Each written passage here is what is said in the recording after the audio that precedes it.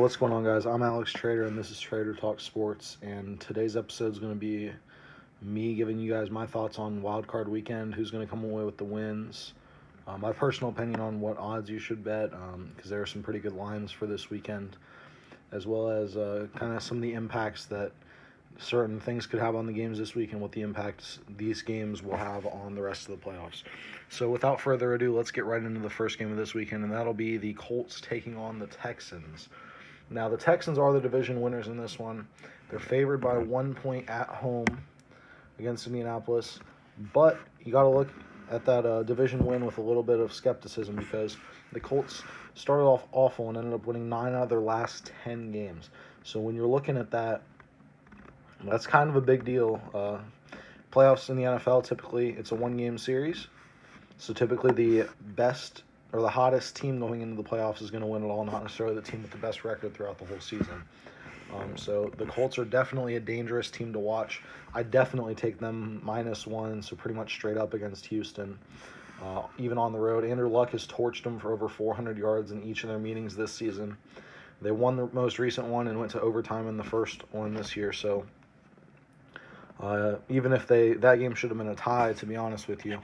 So even that game, Houston shouldn't have gotten the win. So I think definitely hammer the Colts. It's got an over/under 49. I do think it's going to be high scoring. Neither defense I see stopping the other team. Deshaun Watson, DeAndre Hopkins. It's a dangerous duo. And then on the Colts side, you've got Andrew Luck and T.Y. Hilton. And Eric Ebron has been having a great year so far. So I think definitely life's too short to bet the under. Take the over. Take the Colts. -1 against Houston. Next up, we've got Seattle at Dallas tonight. So that's going to be a big game. They did meet earlier in the season, and the Seahawks were able to walk away with a 13-24 win in Seattle. This game will be in AT&T Stadium in Dallas. So that's a little bit of a change of scenery. Pete Carroll's already spoken about how different AT&T Stadium is than any other stadium in the NFL. So look for that. The Cowboys only one loss at home this season, and that was Amari Cooper's first game. So definitely going to want to look at that. Amari Cooper, that's the biggest change to this Cowboys offense since the last time these two teams met. They were held to 13 points, and they've only been held to 13 points or lower one time in that span, and that was a win against the number one team in the NFC, the Saints. So definitely be on the lookout for the Cowboys in this one. Ezekiel Elliott, when he hits 20 touches or more, the Cowboys are 6-0. Look for them to hammer Zeke. The Seahawks know Zeke's coming. Dak having that big play weapon in Amari Cooper, and also it's the playoffs. You're not saving anything, so he's going to be scrambling a lot, going out on the run, hopefully reverting sort of back to a rookie year version of himself, which will open up the run game even more for Zeke. So with that being said, the odds for this one, it's Dallas -2.5, so that's a field goal game. I would take that, as well as the over-under of 42. I'm not so sure about that because these are two very defense-oriented teams. So I would probably go Dallas -2.5 and then also the under on this one, just because of how dominant these defenses have been throughout the whole season and how important they've been to winning for these two teams. That wraps up the Saturday games for this week. But then tomorrow we have as impressive slate, if not more impressive, with the Chargers at Baltimore, a Week 16 matchup. It's a rematch. Baltimore was able to walk away with a pretty big win there to keep their playoff hopes alive, 22-10 over the Chargers. That's a very low score for as dominant as this Chargers team has been, only held to 10 points one time this season. So that's definitely something to look out for. Do I think the Ravens can hold them again? It goes back to the same thing I said with the Colts. The Ravens are one of the hottest teams in football right now.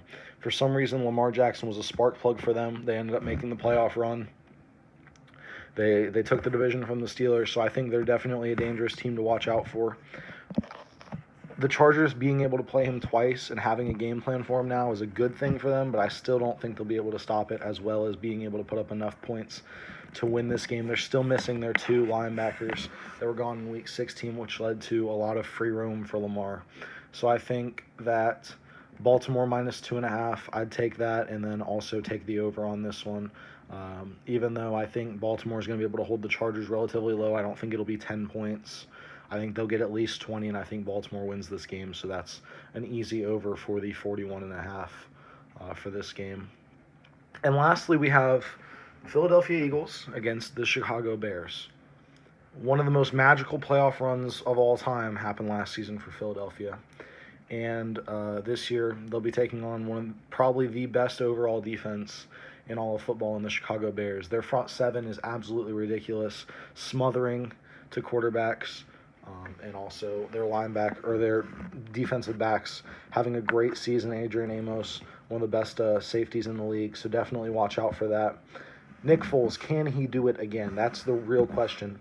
He's coming in with bruised ribs from Week 17, so that's always a fear when you already have a not-so-mobile quarterback coming into a game against the best front seven in all of football, and him not being able to move as well as he can before, even when he's not that mobile before. So I think that's definitely something I have to look out. The Eagles' offensive line has a huge task in front of them, and I think that if they can be able to keep this line off of Nick Foles long enough for him to perform his magic, whatever, then I think that they have a shot in this game.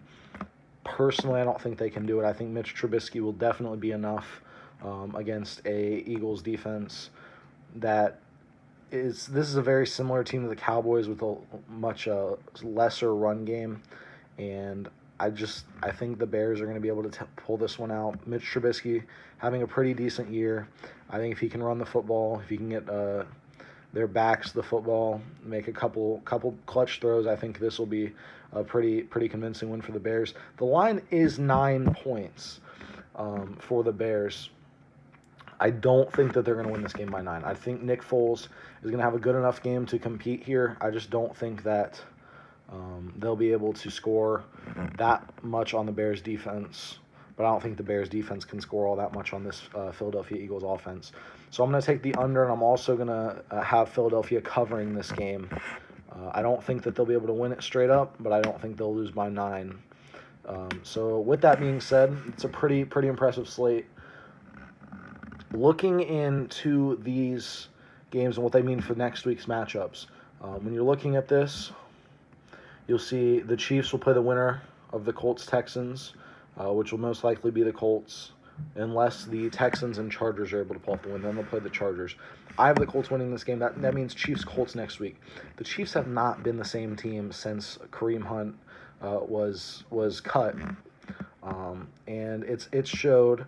Their defense has been poor all season, one of the worst in the league, and an offense with Patrick Mahomes that's become kind of one-dimensional with Spencer Ware in the backfield. Spencer Ware's doing all right, but he doesn't have the big play capability that Kareem Hunt had. I don't think they'll be able to put up all that much on a pretty decent Colts defense. I don't think they'll be able to have that 40, 50, 30 even point game, and I think they can't stop Andrew Luck in the air. Andrew Luck is back from his injuries. He's officially the player that we saw when he was making those playoff runs before. So I think if the Colts can make it out of this close one with the Texans, I think it'll be a rough awakening for the rest of the AFC. I think they're my dark horse to go win the Super Bowl. With that being said, that would leave the Ravens against the Patriots. And the Patriots haven't faced a Lamar Jackson all year. And I think that's one of the toughest quarterbacks to game plan for. Any quarterback that is something new that the league hasn't seen in years even, or maybe ever. It's definitely something that Bill Belichick can handle, as he's one of the greatest coaches of all time. But I don't think that the Patriots, without Josh Gordon, with an injured Gronk or a not 100% Gronk, Brady hasn't looked great against great defenses this year, and the Ravens have a great defense. So that's another thing you need to look out for. I think the Ravens and Colts could be dark horse AFC championship teams if they're able to play to their full potential and win this Saturday and Sunday respectively. So I think definitely you need to look at that. Cowboys would be taking on most likely the Rams in this scenario. I think that's a very dangerous matchup for the Cowboys. Their defense is good, but I think in order to stop the Rams, you have to first stop Todd Gurley, which I think they could be able to do. But then even with that, their corners have to step up big time to take out players like Brandon Cooks and Jared Goff's big playability. So I think in a game where a team scored 50 points, then you're going to be looking at a very dangerous game for the Cowboys on any aspect, because Aaron Donald will break through that kind of sketchy line. They've been on and off this year, and I think that's not a good matchup for the Cowboys. Though I think the Bears are legit, and I think if the Eagles can beat the Bears, they can beat anybody. I think that the Saints have to still be the favorite to win this year's Super Bowl. They have one of the most explosive offenses of all time. Drew Brees, Michael Thomas, Alvin Kamara. It's their line playing out of their minds. It's insane how well they've been able to play in this second half of the season. And I don't see anybody stopping them. Even on the defensive end, they have Marshawn Lattimore, Eli Apple playing very well, Cam Jordan playing very well on the defensive end.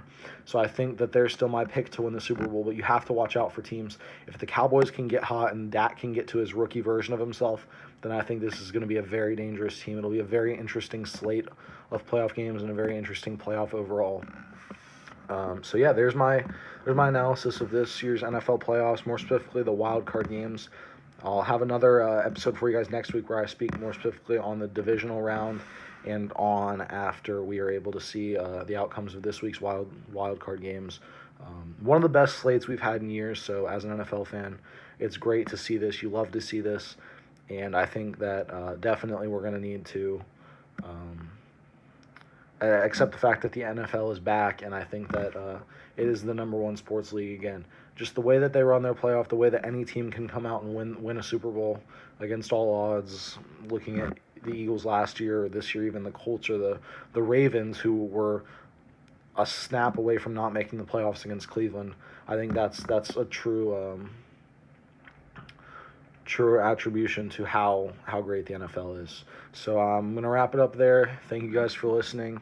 Make sure you subscribe. It'll help out, and then it'll also show you guys when we post our videos. I'm hoping to do this kind of weekly. We'll have episodes like this where I focus specifically more on certain events such as playoffs, and then also I'll have episodes where I kind of take on the hottest topics of the week, and make that sort of a longer episode for more generic topics that we can go over a little bit less in depth, but still keep you guys up to date on what's going on. I'll have an Ohio State episode out in the next couple days, so be on the lookout for that. A lot of stuff going on there. You won't want to miss that. So one last time, thank you guys for listening, and peace.